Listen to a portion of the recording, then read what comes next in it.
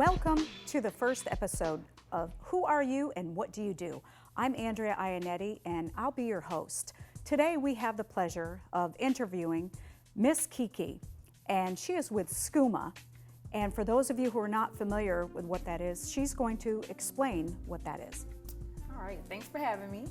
SCUMA is also known as the South Carolina Underground Music Awards. So SCUMA is just the acronym for the South Carolina Underground Music Awards. It's a platform where everyone in the industry comes together for a night of networking, recognition, and networking. That's the biggest thing out of it all, is the networking.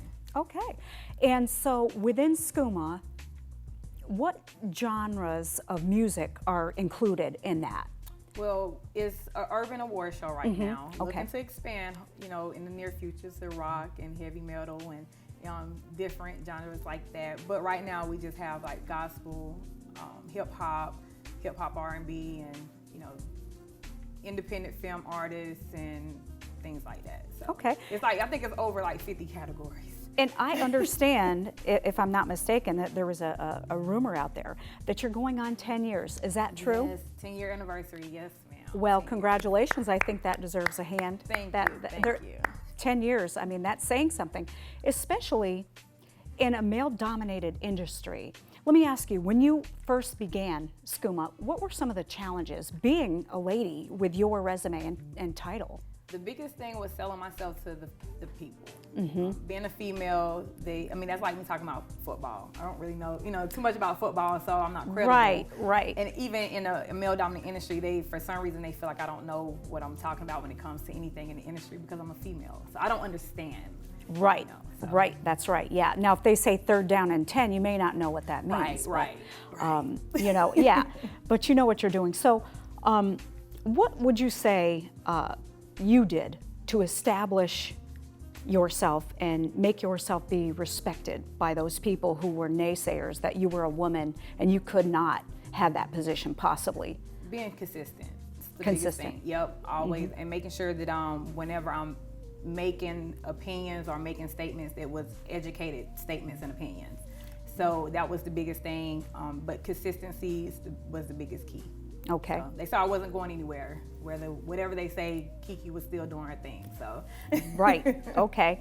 And I'm big on clarifying misconceptions because too often people make assumptions. We know that, right?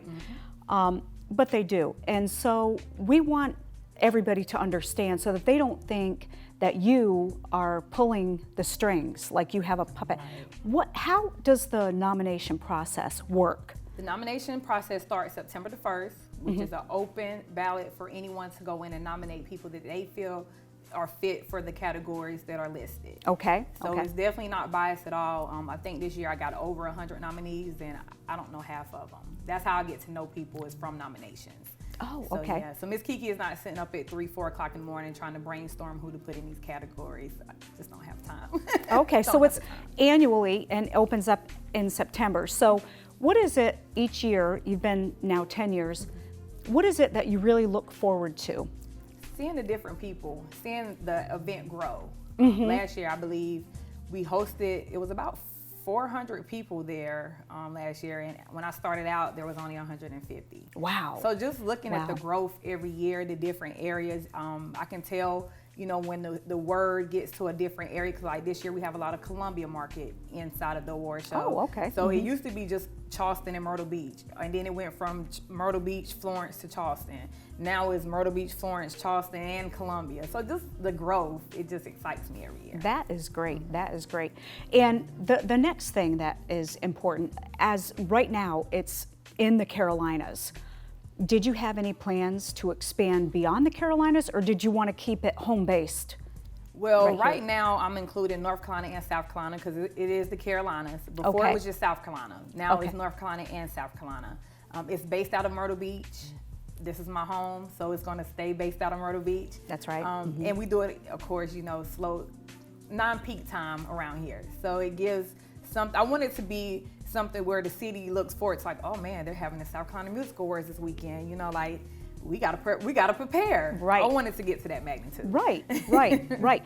And what would you give for advice for a prospective artist or entertainer that was looking to participate in SCUMA? What would you give? Well, there's different forms for them to be able to participate. We have performance opportunities, we have sponsorship opportunities, and then we also have the nomination process. Oh, okay. So with the nomination process, it's really just informing your people, starting your campaign, and letting your people know that this platform exists. As far as performance slots, they can always reach out to me. We do have different performance packages that provides exposure to the attendees and even my target market on social media whenever they're participating, as a performer. Sponsorship, same thing. So there's different forms for them to be able to participate and be a part of the award show. Anything they're looking for as far as, money free, it would be nominations. But anything else, of course, we would sit down and come to a happy medium as far as with business-wise in order for them to participate. Okay, and if somebody was anticipating that they wanted to partake of this, how do they reach you?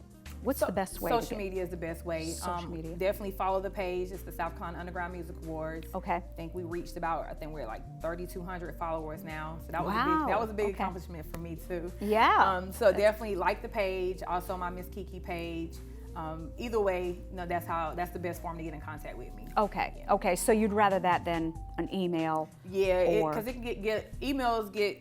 You look over emails when you get so much spam these days, Right. So right. when you're inside of the with the social media, I can, be more hands-on. But if you don't have social media, then Okay. Okay, great. Now, in terms of coming to your page, would they private message you or would it? It'll private message. That's the best. Yeah. Okay. Yeah. Private message. Yeah, because sometimes in your feed there's so many things that go on. Yeah. You can't possibly, unless you have nothing else to do Right. than to monitor that. And some people say, "Hey, she didn't even acknowledge me." It's like, okay, look, I had 5 days worth. I wasn't even able to, Right. browse that. Right. So that's the other thing. Another thing I wanted to address, again, it definitely, as you say, it's fan-based. She's not picking, okay, guys, so don't beat her up, But how do you handle the haters, so to speak, when they think that they're the best? Not only should they have been nominated, but that they should have won the award. How do you handle that? I'm the only award show that published real numbers after the award show. So whenever the last award is presented, there's a link provided on the page. You can hit that link and it tells you exactly how many people voted for you, and it's a pie chart. It tells you exactly where you fell in line once you become a nominee and you move to the voting process. Okay. Now the nomination process, whenever they come at me, kind of crazy with that, I just inform them and educate them on how they can be a nominee for the following year. So I'm like, hey, let your people know. It opens up September 1st. Go ahead and get your flyer ready. Stay connected to the page so you can let your people know to nominate you. So That's right. Biggest thing is informing them and being very transparent with everything. Right. And some people, because again, we want to quash any misconceptions. So it doesn't matter. I mean, we all like gifts, right? We all like cash. But listen, she's here to tell you she can't be bought. No. All right? I had an offer for $4,000. Someone came to me and was like, look, I'll give you $4,000 if you can guarantee that I'm a nominee. Wow. But that's not what I stand on. So I was like, no, I'm not able to do that. You can use that $4,000 to create a dope campaign and get your people to nominate you that way. And he still is not a nominee. The person he still didn't make the nomination process.